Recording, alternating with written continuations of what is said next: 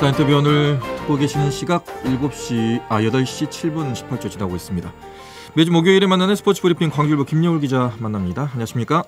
예, 안녕하십니까? 네, 저 먼저 기아 타이거즈 소식인데 개막전 소식입니다. 나성범 선수가 개막전에는 못 나올 것 같네요.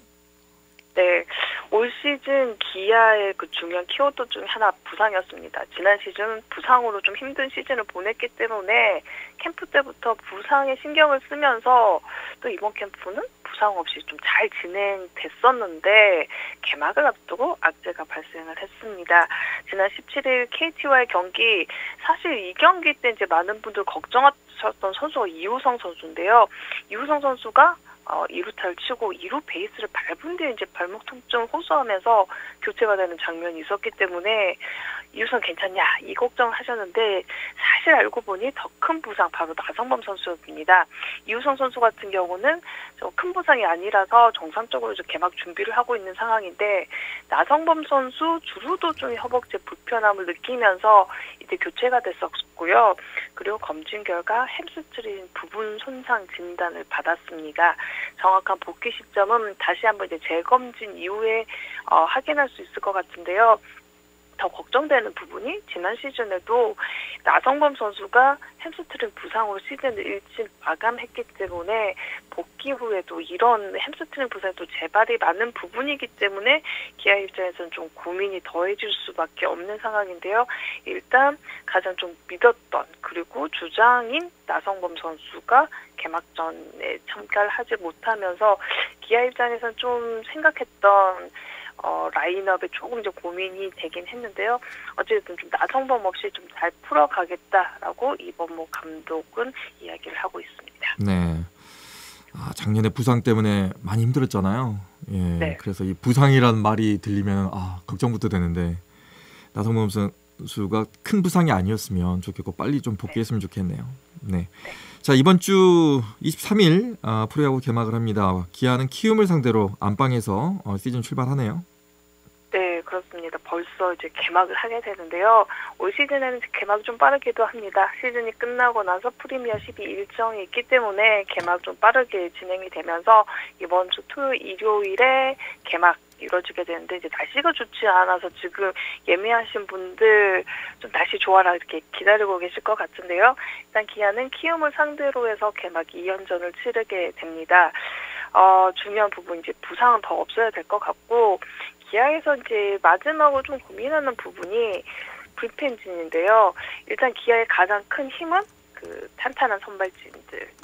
윌크로 선수가 가세하면서 좀 선발진 무게감도 더해줬고 지난 시즌 선발로 역할을 했던 윤영철 선수도 한층 더 성숙한 모습으로 이 탄탄한 선발에 또 기아의 필승조 하면은 마무리 정혜영 선수까지 해서 마무리 정혜영 선수 이번에 좀 서울 시리즈 경기를 보시면은 힘이 많이 붙었다 이런 생각들을 하셨을 것 같은데 이 선발과 불펜진 필승조의 모습은 좋은데 경기를 항상 이기고 있는 상황은 아니기 때문에 이제 추격을 해야 되는 상황도 있는데 이 추격적 역할을 해줄 불펜진 또 멀티 이닝을 소화해줄 이런 불펜에 대한 좀 고민은 남아 있습니다. 과연 이 역할을 누가 해주느냐 이게 상당히 좀 중요한 부분이 될 것 같고요. 그리고 이제 일루 싸움 이우성 선수가 상당히 그 좋은 모습을 보여줬었는데 황대인 선수가 시범 경기 때 정말 좋은 활약을 해줬습니다. 마지막 삼성과의 그 경기에서도 홈런 기록하면서 3경기 연속 홈런을 기록하는 등 이 황대인 선수의 초반 페이스 어느 정도 이어질지도 관심사가 될 것 같고 올해 조금 변화들이 있는데 베이스가 확대가 되면서 더 공격적인 주루가 이루어질 것 같고요. 또 ABS 자동 로봇 심판이 도입이 됐는데 챔피언스 필드에서 보니까 좀 스트라이크 존이 상당히 좀 넓은 모습이었고요. 이 부분들 또 투수에겐 전반적으로 좀 유리한 모습이었는데 이 스트라이크 존을 투수들은 어떻게 활용할 것인가 반대로 타자들은 이 부분을 어떻게 좀 대처를 할 것인가가 초반 흐름에 좀 상당히 중요한 역할을 할 것 같습니다. 네. 시범 경기를 쭉 보셨을 것 같은데 물론 시범 경기에는 그 포지션별로 여러 선수들을 한번 기용해 보는 경우가 있잖아요. 네. 근데 이번에 다른 것은 제 눈에는 괜찮아 보이는데 내야 수비진 있잖아요. 그거는 네네. 일부러 이렇게 좀 많이 좀 기회를 준 건가요? 신인 선수라든가 아니면 새로운 선수들에게? 네, 그렇습니다. 이제 시범 경기는 아무래도 말 그대로 시범을 보이면서 이제 테스트하는 기본적인 이제 주전 선수들의 큰 틀은 이미 정해졌다고 보시면 될 것 같고요. 네. 또 이제 눈에 띄었던 부분이 서건창을 일루에 좀 투입하는 부분이 있었는데 네. 서건창 선수가 지금 페이스도 좋기 때문에 최대한 좀 전력을 넓게 활용하기 위해서 서건창 선수 일루 투입도 하는 상황이고요. 또 이제 실책이 좀 많이 나와서 걱정들은 하셨을 것 같습니다. 그런데 이제 실책 지금 오히려 좀 하는 게 낫고 이 부분을 바탕으로 해서 실수를 하지 않는 게 좀 더 좋은 모습일 것 같고요. 큰 틀은 정해졌는데 이제 기아 입장에서는 내야 외야 뭐 한 자리 정도를 좀 고민하는 상황이라고 보시면 될 것 같습니다. 네.